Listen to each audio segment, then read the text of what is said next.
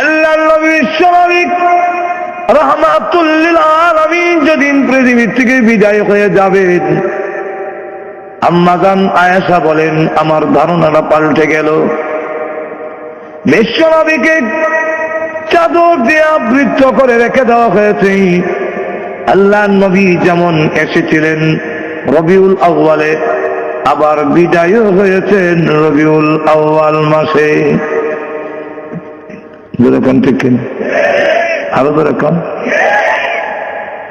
আশার আনন্দ, বিদায় হওয়ার ব্যথা, দুইটা যখন একত্রিত হয় তখন বিদায় হওয়ার ব্যথাটাই মনে বেশি থাকার কথা।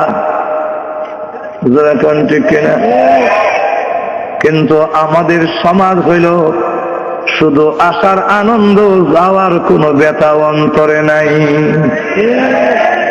যাওয়ার ব্যথা আমরা অবস্থা দেখা এক কবি এক কবিতা বানাইছে, বলবো আরো ধরে কম, এক কবি কবিতা বানাইছে।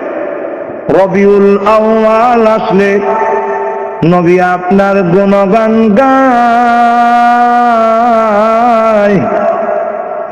রবিউল আউয়াল মাস গেলে পরে নবী গো আপনাকে আমরা ভুলে যাই। আমরা অবস্থা তখন এরকম, দরুদ পড়ি, মিলাদ পড়ি, কিয়াম করি, বড় বড় সেমিনার করি, জশ্নে জুলুসের মিছিল করি, আরো কত মিষ্টি খাই। মিছিলকারীদের চেহারা দিকে চাইলে পরে দাড়ির বংশ নাই।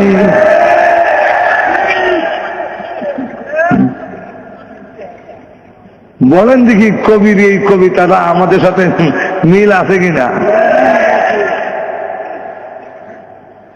আল্লাহর নবী স্বাভাবিক রাহমাতুল লিল আলামিন পৃথিবী থেকে যেদিন বিদায় হয়ে যাবে, আম্মা জান আয়েশা বলেন চাদর দিয়ে নবীজিকে আবৃত করে ডেকে রেখেছি।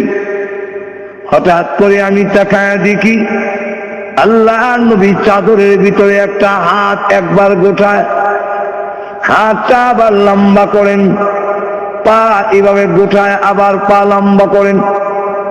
যে আমরা খিচুড়ি যে শুরু হয়, সাক্ষাৎ আরম্ভ হবে এমন কিছু টানা আসা শুরু হয়।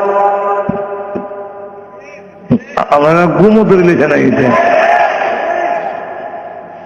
আম্মা জান আয়েশা বলেন আমি আপনি বিশ্ব নবীর শরীর মোবারক থেকে চাদরটা একটু উঠালাম, কেন এমন শুরু করে দিয়েছেন?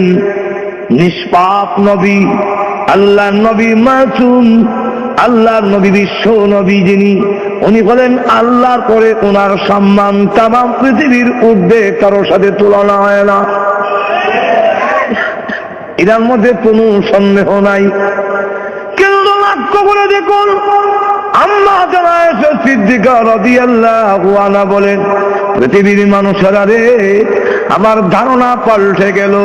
আমি যেই মাত্র আল্লাহর নবীর শরীর মোবারক থেকে চাদর সরালাম, এমনি তাকায়া দেখি নবীজির মাথা মোবারক থেকে নিয়ে পা মোবারক পর্যন্ত এমন কোন পশম মোবারক নাই যেখান থেকে আল্লাহর নবীর ঘাম বের হয় নাই। আমার ধারণা পাল্টে গেল। নবী যদি রহম, তাহলে আল্লাহ যে বলছেন কুল্লু নাফসিন যায়িকাতুল মাউত, এই আয়াত 100% ঠিক। এত জোরে কন্যা হঠাৎ করে নবী যেদিকে বলেন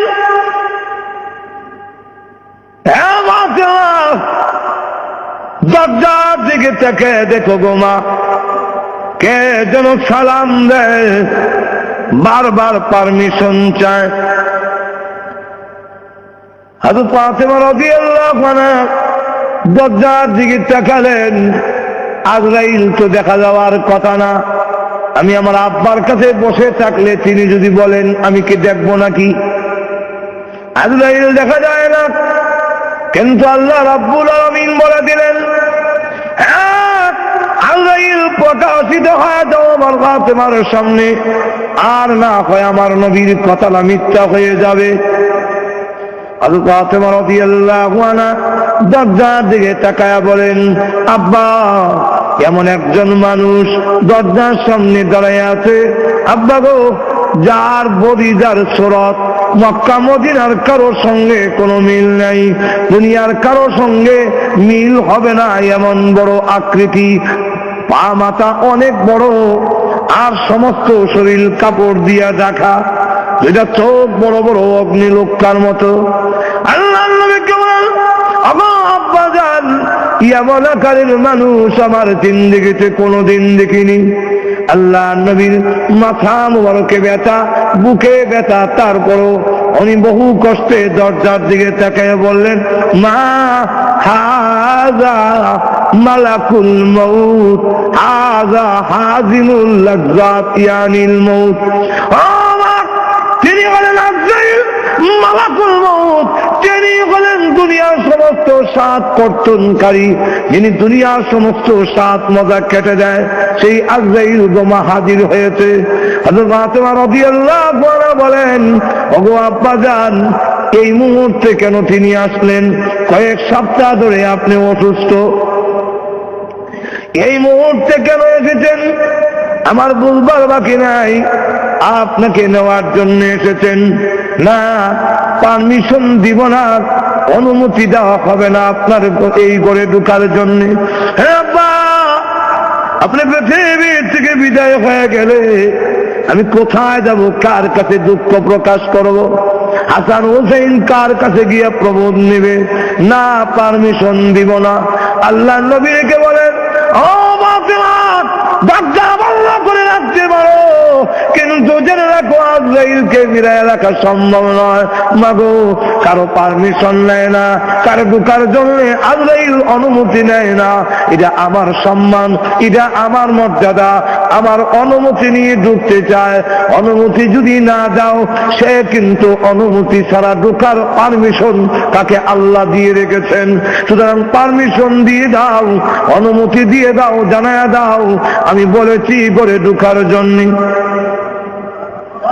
আজরাইলকে যখন অনুমতি দেওয়া হল, তিনি এসে বলেন, আসসালাতু ওয়াসসালামু আলাইকা ইয়া রাসূলুল্লাহ, আল্লাহ আমাকে পাঠিয়েছেন, আপনি যদি যেতে চান গো আপনাকে নিয়ে যাব, তাকে যদি চান আল্লাহ হায়াত বাড়ায়া দিবে, কোনটা করবেন?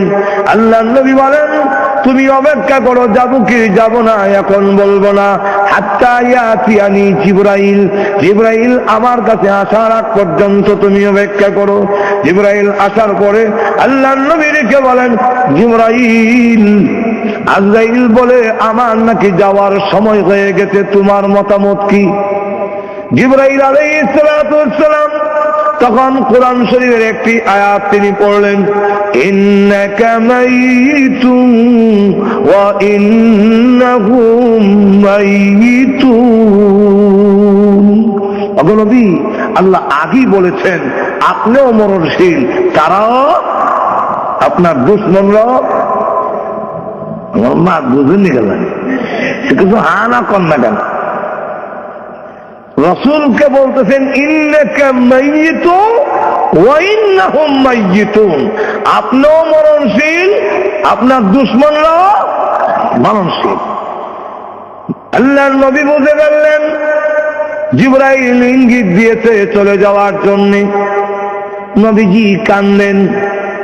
জিবরাইল দেখে বলেন, ইয়া রাসূলুল্লাহ, ইয়া হাবিবাল্লাহ, আপনি আপনার বন্ধুর দরবারে যাবেন, রফিক আলা, পরকালে আপনার নাজ নেয়ামত ইহকালের চাইতে আরো অনেক বেশি।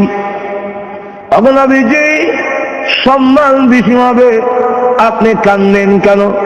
নবীজি বলেন, জিবরাইল, আমি আমার জন্য কান্দি না। কার জন্য কাঁদছেন? ফাতেমার জন্য। ফাতেমাকে আল্লাহ আগেই তো আপনার মধ্যে সুসংবাদ দিয়েছেন, জান্নাতের সর্দারনি হবে। নবীজি বলেন, না, আমি ফাতেমার জন্য কান্দি না, হাসান হোসেনের জন্য কান্দেন। হাসান হোসেনকে সুসংবাদ দেওয়া হয়েছে, তারা জান্নাতের যুবকদের লিডার হবে। নবীজি বলেন না, হাসান হুসেনের জন্য কান্দি না, কান্দি আমার গুনাহগার উম্মতের জন্য। জিবরাইল বলেন, হুজুর উম্মতের জন্য কান্দার দরকার নাই। ওগো নবীজি, আপনি কেন কান্দেন? আপনার উম্মতের নাম ঠিকানা সহ সবগুলো আপনার রওজাতে পৌঁছাইয়া দেওয়া হবে। নবী যাওয়ার দরকার হয় না, বিশ্ব নবীর কোথাও যাওয়ার প্রয়োজন নাই, দুরূদ আর সালাম আনার জন্য নবী যাওয়ার দরকার নাই। কারণ নবী কেন নিবেন? নবী কেন আসবেন? আমার ডাকে নবী আসবেন। যদি আমি দামি হই তাহলে আমার ডাকে আরেকজন আসবে।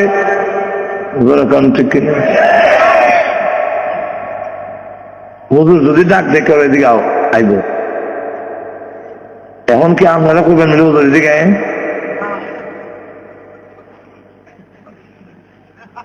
যার দাম বেশি ওনারা ডাক দেয়া কখন জানাবেন আপনি আইয়া নেন। আল্লাহ নবীর সম্মান বেশি, নবীকে বলা যায় না নবী আসেন আয়া নেন দুরূদ সালাম। গেল একটা। আর একটা হইল আমরা দুরূদ আর সালাম পড়ি, এগুলা কি নবীর লাভ না আমাদের লাভ? লাভটা কার? তাহলে দুরূদ সালাম পৌঁছানির ব্যবস্থা তো আমরা না করতাম, লাভ আপনার আর রসুলাই নিত। আমার লক্ষ্য করে দেখুন, আল্লাহ নবী বিশ্ব নবী রাহমাতুল লিল আলামিনকে জিবরাইল আলাইহিস সালাতু ওয়াস সালাম বলতেছেন, ইয়া রাসূলুল্লাহ, ইয়া হাবিবাল্লাহ, আল্লাহর নবী গো, কান্নার দরকার নাই, আপনার উম্মতের দুরূদ আর সালাম পৌঁছাইয়া দেওয়া হবে। আমিও আছি, একদম আল্লাহ